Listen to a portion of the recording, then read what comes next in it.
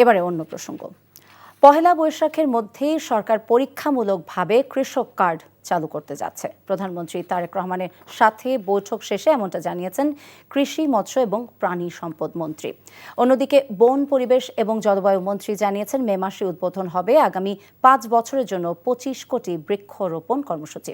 হাসান মাহমুদের রিপোর্ট।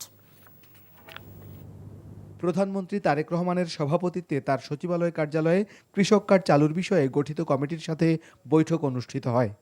বৈঠকে প্রান্তিক কৃষকদের কৃষি উৎপাদন, উপকরণ এবং সার, বীজ, কীটনাশকের মতো পণ্যসহ কৃষি বিষয়ক সকল সুবিধা দিতে দ্রুত কৃষক কার্ড চালুর বিষয়ে আলোচনা হয়। প্রাথমিকভাবে 9টি উপজেলায় পরীক্ষামূলক কৃষক কার্ড চালু হচ্ছে এপ্রিলের মধ্যভাগে। আমরা আশা করছি যে ইনশাআল্লাহ পয়লা বৈশাখের মধ্যে আমরা শুরু করতে পারবো। এটা কি আপনারা সারা দেশে করবেন না কোনো পাইলট বেসিসে করবেন? পাইলট যাবে এখন 8টা-9টা উপজেলার মধ্যে যাবে, 9টা উপজেলা, 9টা ইউনিয়নের 9টা ডিভিশন, ওইভাবে আর কৃষক যারা প্রান্তিক কৃষক আছে, একেবারে প্রান্তিক কৃষক, তাদেরকে কিছু বেনিফিট দেবো। এর আগে প্রধানমন্ত্রী তারেক রহমানের সভাপতিত্বে তার সচিবালয় কার্যালয়ে অনুষ্ঠিত হয় বৃক্ষরোপণ সংক্রান্ত সভা এবং সেলের কার্যক্রমের অগ্রগতি পর্যালোচনা বৈঠক। বন, পরিবেশ ও জলবায়ু মন্ত্রী জানান মে মাসেই শুরু হচ্ছে বৃক্ষরোপণ কর্মসূচি। প্রতি বছর 5 কোটি বৃক্ষরোপণ করব।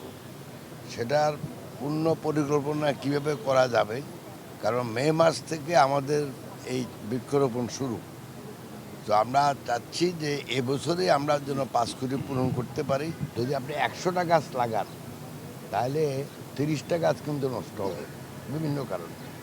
তো নেক্সট ইয়ারে সেটাকে আমরা নতুন করে করার জন্য ওই 30টা জন্য রিপ্লেসমেন্ট আমরা করি।